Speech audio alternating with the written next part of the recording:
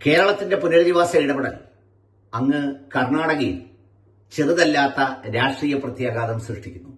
വ്യക്തിപരമായി സിദ്ധാരാമയ്യയ്ക്കും ആ മന്ത്രിസഭയ്ക്കും ഒപ്പം കോൺഗ്രസിനുമെതിരെയുള്ള പ്രതിഷേധത്തോടൊപ്പം കെ.സി. വേണുഗോപാൽ എന്ന പാർട്ടിയുടെ ദേശീയ ജനറൽ സെക്രട്ടറിക്കെതിരെയുമുള്ള സാമൂഹ്യ മാധ്യമ അക്രമങ്ങളും പ്രതികരണങ്ങളും ശക്തമാവുകയാണ് കർണാടകയിൽ.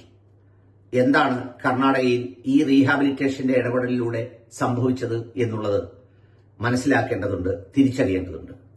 അതിനു മുമ്പ് ഇതുമായി ബന്ധപ്പെട്ട് സഹായം ചെയ്തത് കുറഞ്ഞുപോയെന്നും 5 ലക്ഷവും 2.5 ലക്ഷം രൂപയും അവരടയ്ക്കണമെന്നും അത് കേട്ടുകേൾവിയില്ലാത്തതാണെന്നും പറഞ്ഞ് കേരളത്തിൽ നിലവിളിക്കുന്നത് കേട്ടപ്പോൾ എനിക്ക് ചിരിയാണ് വന്നത്. കേരളത്തിൽ ഈ വീടും സ്ഥലവും നൽകുന്നതിന്റെ ഒരു ചരിത്രം തന്നെ എടുത്തു നോക്കിയാൽ പണ്ട് കുടികടപ്പ് എന്ന് പറയുന്ന ഒരു സമ്പ്രദായത്തിൽ കൊടുക്കുമായിരുന്നു.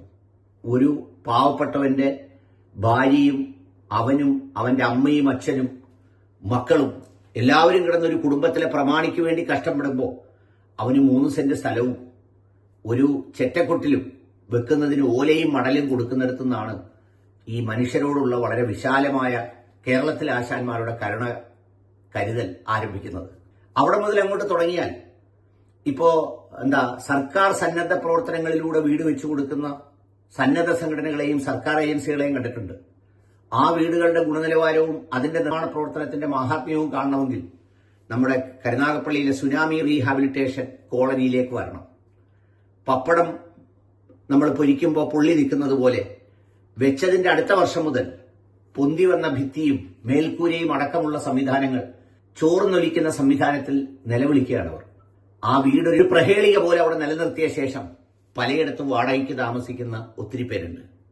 സർക്കാർ പദ്ധതിയിലേക്ക് വന്നാൽ IAY എന്ന് പറയുന്ന പണ്ടത്തെ പദ്ധതിയിൽ കൊടുത്തിരുന്നത് 2 ലക്ഷം രൂപയാണ്.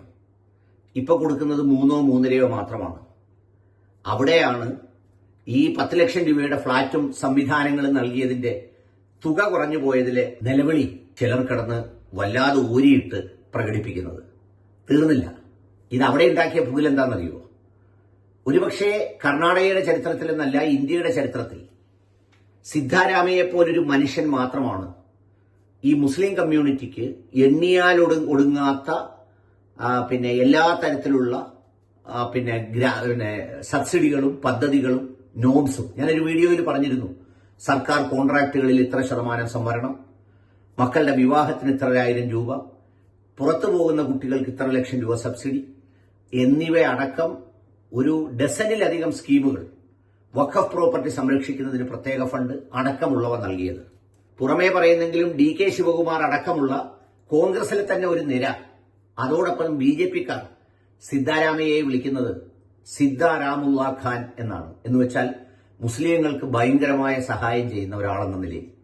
കഴിഞ്ഞ 2-3 ദിവസമായിട്ട് അവർ പറയുന്നത് എന്താണെന്നറിയുമോ? ഇത്രയുമൊക്കെ വാരിക്കോരി കൊടുത്തിട്ടും നിങ്ങൾക്ക് കണക്കിന് കിട്ടിയില്ലേ എന്നാണ് ചോദിക്കുന്നത്. കാരണം എന്താ? കർണാടകയിലെ ഇത് ഇന്റർപ്രിട്ടേഷൻ എന്താണെന്നറിയോ? അവർക്ക് KT ജലീൽ, A റഹീം എന്നൊക്കെ പറയുന്നത് കമ്മ്യൂണിസ്റ്റ് എന്നൊക്കെ പറഞ്ഞാൽ കർണാടകയിലെ കമ്മ്യൂണിസ്റ്റിന്റെ മണമൊക്കെ പോയിട്ട് ഒരുപാട് കാലമായി. അവർ പറയുന്നത് കർണാടകയിൽ ഒരുപാട് റീഹാബിലിറ്റേഷനുകൾ നടന്നിട്ടുണ്ട്, ഒരുപാട് കുടിയിറക്കലുകൾ നടന്നിട്ടുണ്ട്. പക്ഷേ ആദ്യമായി കുറച്ച് മുസ്ലിങ്ങൾ അതിൽ ഉൾപ്പെട്ടതുകൊണ്ട് കേരളത്തിലെ മുസ്ലിം സംഘടനകൾ കർണാടകയിലെ ഗവൺമെന്റിനെ ഭീഷണിപ്പെടുത്തി ബ്ലാക്ക്മെയിൽ ചെയ്ത് മുൻപെങ്ങുമില്ലാത്ത വിധം ആനുകൂല്യങ്ങൾ മുഴുവൻ പിടിച്ചു വാങ്ങിച്ചു. ഇതാണ് ആക്ഷേപം. ഈ ആക്ഷേപം സിദ്ധാരാമയ്യ വിരുദ്ധ ക്യാമ്പുകളും BJPയും വളരെ വിപുലമായി അവിടുത്തെ സൈബറിടങ്ങളിൽ പ്രചരിപ്പിക്കുന്നുണ്ട്. അതോടൊപ്പം തന്നെ സൂപ്പർ മുഖ്യമന്ത്രി ചമയുന്നു എന്ന് പറഞ്ഞ് കെ.സി. വേണുഗോപാലിനെയും ആക്രമിക്കുന്നുണ്ട്. കാരണം കെ.സി. വേണുഗോപാലിന്റെ നിർദ്ദേശപ്രകാരമാണ് ഇങ്ങനെ സംഭവിച്ചത് എന്നാണ് പറയുന്നത്. അവിടെ താമസിച്ച 167 കുടുംബങ്ങളിൽ യഥാർത്ഥ രേഖകളും മറ്റുമൊക്കെയുള്ള കുറച്ചുപേരുണ്ട്. അതുകൂടാതെ ഇത്തരം സ്ഥലങ്ങൾ ഈ ഒരു പെർമനന്റ് ഷെൽട്ടർ പോലെ നിലനിർത്തി ഓരോരുത്തർക്ക് മറിച്ച് വിൽക്കുന്ന ലോബികളുണ്ട്. അങ്ങനെ അന്യ സംസ്ഥാനത്തു നിന്ന് വരുന്ന തൊഴിലാളികൾ അവരുടെ സംസ്ഥാനങ്ങളിൽ വീടും സ്ഥലവും ഒക്കെ ഉള്ളതിനോടുകൂടി തന്നെ ഇവിടെ താമസിക്കുന്നവരുണ്ട്. അങ്ങനെയുള്ള ഒരുപാട് കോംപ്ലിക്കേറ്റഡ് ആയിട്ടുള്ള ഒരു സ്ട്രക്ചറും ഒരു നിർമ്മിതിയുമായിരുന്നു ഇവിടെ ഉണ്ടായിരുന്നത്. കർണാടകയിൽ നമ്മളെപ്പോലെ നിസ്സാരമായ വൈകാരിക രാഷ്ട്രീയം കളിക്കുന്നവരല്ല. അവിടെ ഒരുപാട് കുടിയൊഴിപ്പിക്കലുകളും കയ്യേറ്റ ഒഴിപ്പിക്കലുകളും ഇതിനു മുമ്പ് നടന്നിട്ടുണ്ട്. അവിടെയൊക്കെ ഇതിന് വീട് കൊടുത്തതും ആനുകൂല്യങ്ങൾ കൊടുത്തതും വ്യവസ്ഥാപിതമായ ഒരു രീതിയിലാണ്. അതിന് ആ സംസ്ഥാനത്തിനൊരു രീതിയുണ്ട്, അതിന്റെ ഒരു സിസ്റ്റമുണ്ട്. ആ സിസ്റ്റത്തെ മുഴുവൻ ടോർപിഡോ ചെയ്തുകൊണ്ടാണ് ഇവിടുത്തെ പ്രസ്താവനകളുടെ ഇടപെടലിൽ എന്തോ അവിടെ നടത്തിയെടുത്തു. അതിന് നേതൃത്വം KC വേണുഗോപാൽ കൊടുത്തു, സിദ്ധാരാമയ്യയെ ബ്ലാക്ക്മെയിൽ ചെയ്തു എന്നതാണ് പ്രചരണം.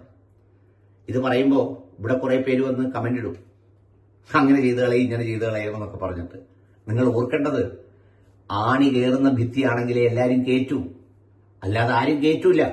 അങ്ങനെയാണെങ്കിൽ UP-യിൽ കയറ്റണ്ടേ, ആസാമിൽ കയറ്റണ്ടേ, ആരെങ്കിലും അവിടേക്ക് പോകണ്ടേ, അതിന്റെ പേരിൽ ആരെങ്കിലും പ്രസ്താവന ഇറക്കണ്ടേ?